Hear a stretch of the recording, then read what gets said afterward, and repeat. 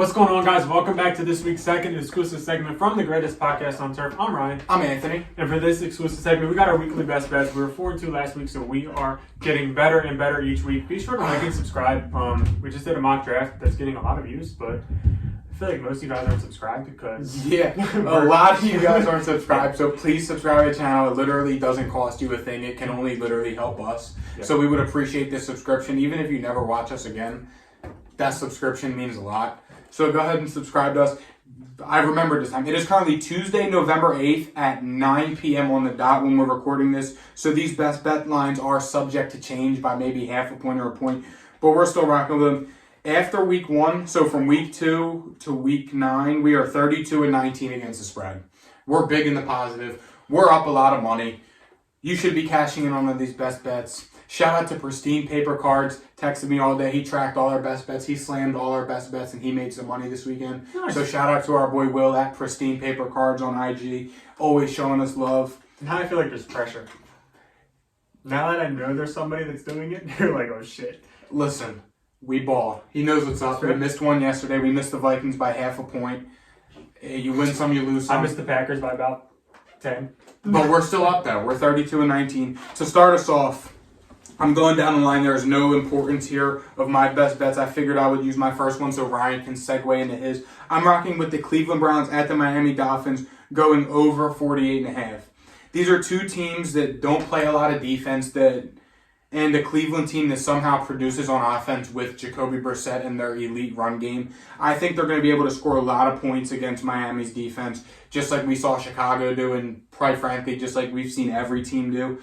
On paper, Miami's defense ain't bad. They just give up a lot of points. And we all know what we're getting from Miami's offense. Tyreek Hill and Jalen Waddle are 1 and 4 in the 1 through 5 rankings in terms of receiving yards this year so far. Tua's playing like a top 10 quarterback. I see this game going over 48.5 pretty easily.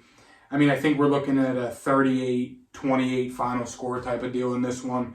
I think Miami takes it, obviously, but we talked about the predictions aspect more on tomorrow's podcast, so be on the lookout for that. But yeah, Miami and Cleveland, I can definitely see going over 48.5.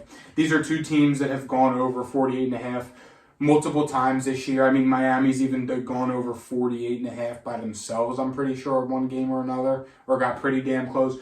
So I'm liking the Miami Dolphins over 48.5 versus the Cleveland Browns this week. Yeah, my first best bet, I took Miami -4 against Cleveland. It is a little bit of points, but Miami's home, so that gives them 3 points right there. And now Vegas is only saying that the Dolphins are 1 point better than Cleveland, and I think they are much better than that. I think Miami team is really good. They're undefeated when Tua has started for them, and I don't really think they have much problem against Cleveland here. I know Cleveland just destroyed the Bengals, but I'm not really reading that much into it. Nah. The Browns are a team that just got destroyed by the Patriots. They lost to the Falcons. They lost to the Jets, who I guess are pretty good now. So, I'm not believing too much into this Browns team. I am believing into this Dolphins team. I have been since the jump, and I will continue to do that. The Dolphins are at home, so I like that even more. Undefeated with Tua, like I said, I don't think that the Cleveland Browns corners can keep up with Tyreek Hill and Jalen Waddle, who are the best duo in football. And I think that the Dolphins will score a lot, will score often. I do like the over, and I also like the Dolphins -4. Yeah, moving on to my next best bet. I'm rocking with the Chargers +7 at the 49ers. Yes, the 49ers are coming off bye. The Chargers have been playing in a lot of close games this year, which is why I think that this game is going to be a lot closer than 7 points. I think the 49ers pull it out, but I still think that the Chargers can cover this spread and lose by less than 7 points. I think this is going to be a dogfight. The 49ers are coming off the bye. The Chargers hopefully are getting Keenan Allen back this week finally. The offense has kind of been clicking in terms of the run game. I think that this is a low score. I think that the 49ers defense is going to give the Chargers problems this week. And I think the Chargers secondary is going to be able to keep them hanging in this game. So I'm rocking with the Chargers +7 in this one. I think we're going to see a low score here on Sunday Night Football between the Chargers and the Niners. It has all the makings to be one of those games like we saw last night, or I guess a few nights ago, and you guys are seeing this with the Ravens Saints. And on paper, two offenses that can score a lot of points, that put up a little bit of points, cash out at about 40, cover the spread both ways at the end of the game. So I think that the Chargers +7 is a pretty solid best bet this week. My next best bet is the Bears -3 at home versus the Lions. Go with another home team. I think the Bears are a better team than the Lions. I know the Lions just beat the Packers, and I'm not really believing too much into that. I think the Lions, what they should be doing is tanking. They're 2-6. They really have no chance at all, and they need a quarterback desperately. And then when you look at the Bears, they're a team that has their quarterback, and he's starting to show that. So I think the Bears are more of an up than the Lions are. And I just think that, them being at home is obviously going to help out some. I just think that the Bears are going to be able to run all over them, and I think that Justin Fields is going to have another huge day. Them being at home, like I said, helps out even more.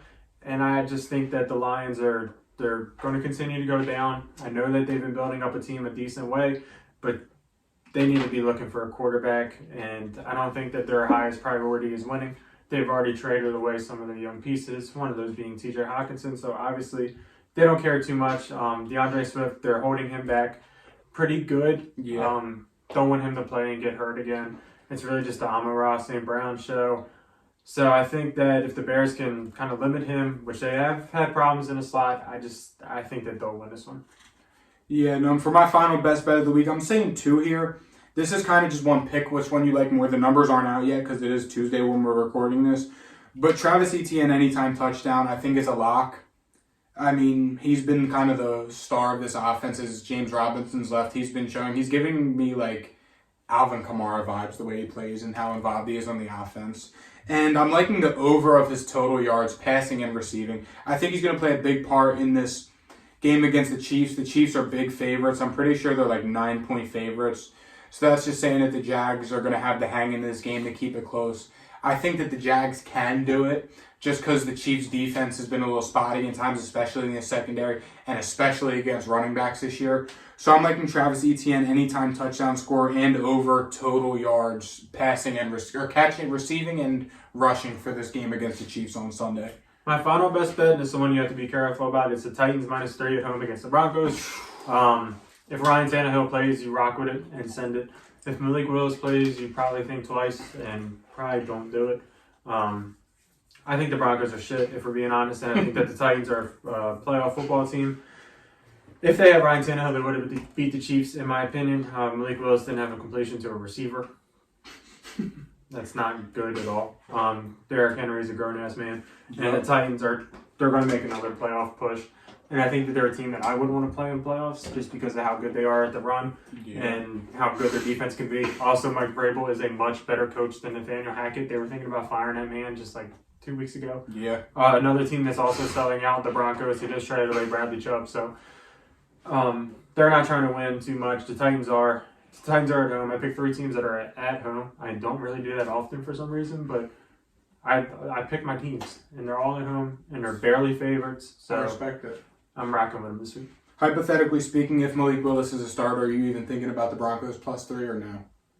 No, because they can still lose. I don't think so. The Chiefs barely won against Malik I Willis. don't care. Jaredy. Okay. That's going to wrap up this week's Jared, best how's bets. that, Jared? Again, Do you want to look at the last 2 games the Titans played the Chiefs? 32-19 through, what has it been, 8 weeks now? The season, we're 32-19 against the spread since week 2. We're just cashing out. Hopefully you guys are making money and listening to us. If you're not, that's your loss. You win some, you lose some. Thank you guys for showing love. Please, again, hit that subscribe button. It would mean a lot to us. And we'll see you guys for tomorrow's Week 10 NFL Game Outlook Predictions podcast and YouTube exclusive. See you. Peace.